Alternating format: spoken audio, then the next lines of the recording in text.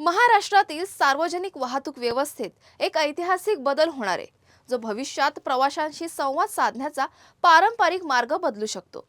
महाराष्ट्र सरकारने घेतलेल्या या महत्त्वाच्या निर्णयामुळे रिक्षा चालक, टॅक्सी चालक आणि ओला उबेर ड्रायव्हर्ससाठी मराठी भाषा बोलणे अनिवार्य होणार आहे। पण या निर्णयावर विरोधही दिसून येतोय। तर काही रिक्षा चालकांनी 4 मे पासून संपाचा इशारा दिलाय, तर काहींनी या निर्णयाला समर्थन देऊन त्याला योग्य ठरवले।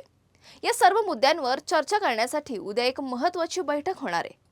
नमस्कार, मी प्रीती खंडागळे, आपण पाहताय आवाज इंडिया मराठी। तर बघूयात आमचा स्पेशल रिपोर्ट। मराठी भाषेचा आवाज, महाराष्ट्रातील सार्वजनिक वाहतूक व्यवस्थेत ऐतिहासिक बदल। महाराष्ट्रातील सार्वजनिक परिवहन प्रणालीला अधिक सुसंस्कृत आणि आपल्या लोकसंग्रहाच्या भाषेशी संबंधित बनवण्याच्या दिशेने रिक्षा चालक, टॅक्सी चालक आणि ओला उबेर ड्रायव्हरसाठी मराठी भाषा बोलणे अनिवार्य करण्याचा निर्णय घेतला गेलाय। महाराष्ट्र सरकारचा हा निर्णय सध्या खूप चर्चेचा विषय बनलाय। या निर्णयाचे महत्त्व, त्याचे सामाजिक आणि सांस्कृतिक परिणाम, तसेच त्याच्या अंमलबजावणीसाठीची केलेली तयारी, यामुळे तो महाराष्ट्राच्या विविध क्षेत्रात एक महत्त्वपूर्ण बदल ठरणार आहे।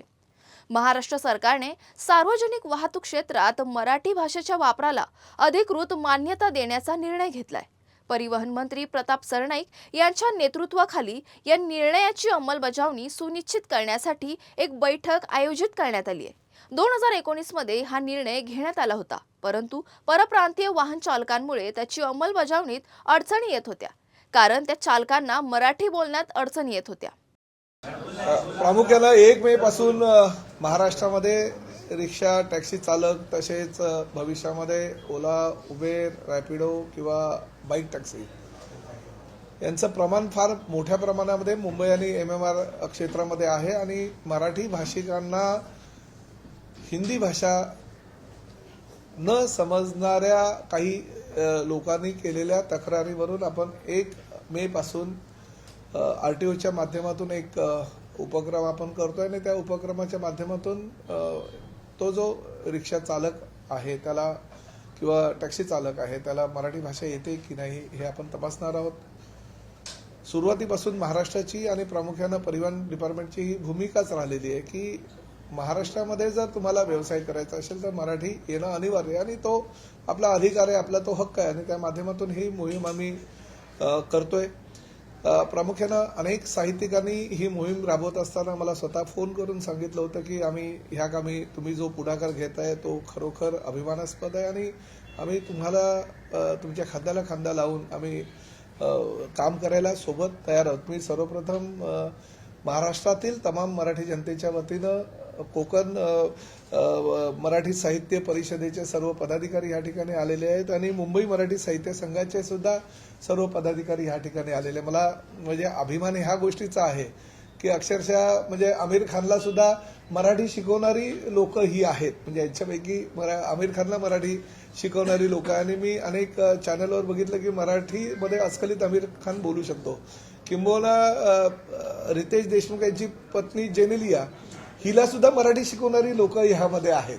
म्हणजे अनेक हिंदी भाषिकांना आणि तारे तारकांना सुद्धा मराठी शिकवणारी ही सगळी मंडळी आहे। आणि आज हीच मंडळी पुढाकार घेत आहेत की आम्ही रिक्षा, टॅक्सी चालकांना सुद्धा मराठी शिकू। प्रामुख्यानं कोकण मराठी साहित्य परिषदेचे 72 विभाग आहे। या 72 विभागांना आता जबाबदारी उचललेली आहे की आम्ही आमचे विविध ठिकाणी जे विभाग आहेत त्या विभागाच्या आम्ही आमच्या शाखेला कळू आणि त्या माध्यमातून एक रिक्षा आणि टॅक्सी चालकांना मराठी अतिशय सोप्या भाषेमध्ये कळेल आणि समजेल आणि त्याला बोलता येईल अशा पद्धतीने आम्ही एक अभ्यासक्रम आता तयार करतोय। आणि आजच ते अभ्यासक्रमाची कशी साधारण मांडणी असेल त्या पद्धतीने हे आताच बसून निर्णय घेणार आहेत। आणि त्याचबरोबर मुंबई मराठी साहित्य संघानं सुद्धा पुढाकार घेतलेले आहेत। मेंदळे ताईंचे मी मनापासून आभार व्यक्त करतो, कारण लोकमान्य टिळकांच्या नात असलेल्या आमच्या पंथी असलेल्या आमच्या मेंदळे ताईंनी अनेक मराठी भाषेसाठी उपक्रम राबवलेले आहेत आणि त्या माध्यमातून मराठी भाषेचा प्रचार आणि प्रसार होण्यासाठी ते आताही वर्ग त्यांचे घेण्याचं चालू आहे। आताही ते अनेक हिंदी भाषिकांना त्यांच्या मुंबई मराठी साहित्य संघाच्या माध्यमातून मराठी शिकवतात। अनेक हिंदी भाषिक जे आहेत ते नोकरीला लागत असताना किंवा त्यांना इतर कामांसाठी जेव्हा मराठीची शिकण्याची गरज असते तेव्हा ते त्यांच्याकडनं मराठी शिकतात. आणि अजून एक महत्त्वाचं म्हणजे मराठी भाषा शिकल्यानंतर समोरच्या व्यक्तीला मुंबई मराठी साहित्य संघाच्या वतीनं प्रमाणपत्र दिलं जाते. ते प्रमाणपत्र राज्य शासनानं मंजूर केल्यानुसार आहे. म्हणजे एक प्रमाणपत्र त्यांचं असं नाही आहे की कुठल्या तरी संस्थेनं असंच दिलेलं आहे. राज्य शासनाचे मान्यता प्राप्त प्रमाणपत्र त्या देतात. त्यामुळे त्याचा फायदा असा होणार आहे की यांच्याकडे जर मराठी कोणी शिकलं तर आम्ही भविष्यामध्ये लायसन्स देताना, बॅच देताना किंवा परमिट देताना त्या प्रमाणपत्र त्यांच्याकडे आहे का अशी सुद्धा आम्ही अट घालू शकतो, जेणेकरून ह्या प्रमाणपत्रानुसारच समोरच्याला लायसन, बॅच किंवा आम्ही परमिट देऊ शकू. त्यामुळे अतिशय सकारात्मक भूमिका ही मराठी साहित्य संघाने घेतलेली आहे. कौशल इनामदार ज्यांचं पहिलं गीत लाभले आम्हाचं भाग्य बोलतो मराठी हे पहिलं गीत त्यांनी मराठी भाषेविषयी आणि अभिमान गीत त्यांनी गायलं होतं. आणि ठाण्याच्याच दादोजी कोंडदेव स्टेडियमवर त्यांनी ते पहिलं अभिमान गीत सादर केलं होतं. आशाताई त्या कार्यक्रमाला होत्या आणि त्यांच्यासमोर त्यांनी ते अभिमान गीत 25 वर्षापूर्वी सादर केलं होतं आणि मी साक्षीदार आहे त्या गोष्टीचा. त्यामुळे कदाचित आता कौशल इनामदार सुद्धा यामध्ये पुढाकार घेत आहेत. 27 तारखेला आम्ही त्यांच्याबरोबर बैठक घेतोय आणि मराठी भाषेचा प्रचार प्रसार व्हावा, वादविवाद टाळू नये. आणि वादविवाद होत असताना FIR होतात, तक्रारी दाखल होतात, पोलिसांमध्ये गुन्हे दाखल होतात, ते गुन्हे होऊ नये यासाठी आम्ही हा उपक्रम राबवतोय. प्रामुख्यानं कोकण मराठी साहित्य परिषद किंवा मुंबई मराठी साहित्य संघाच्या वतीनं जर ह्या ट्युशन्स किंवा मराठी शिकवण्याची मोहीम राबवली गेली तर खरोखर त्या हिंदी भाषिक रिक्षा टॅक्सी ड्रायव्हर सुद्धा मराठी येऊ शकेल. तर आम्ही बघतोय काही लोक फक्त राजकीय पक्षाच्या पोळ्या भाजण्याकरता आम्ही इथे मराठीचे क्लास घेतो, तिकडे मराठीचे क्लास घेतो, शूटिंग झालं, फोटोग्राफी झाली की ते क्लासेस तिकडनं ते फळे वगैरे कुठे दिसत पण नाही. काही ठिकाणी स्टेशनवर असं बॅनर लावतात की आम्ही हिंदी भाषिकांना मराठी शिकवू, परंतु नंतर मग ते पेपरात बातमी आली किंवा टीव्हीवर बातमी आली की नंतर मग दुसऱ्या दिवशी मात्र ते बोर्ड दिसत नाही, ती शाळा पण दिसत नाही.